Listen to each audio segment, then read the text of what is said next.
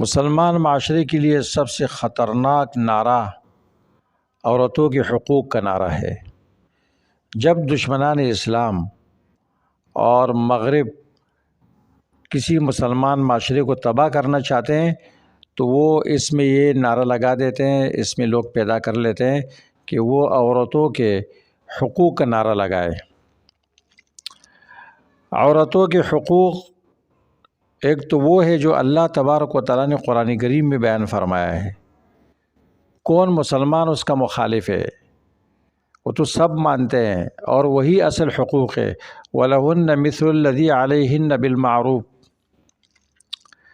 لیکن اس ملعون نعرے کے آڑ میں وہ کیا کرتے ہیں؟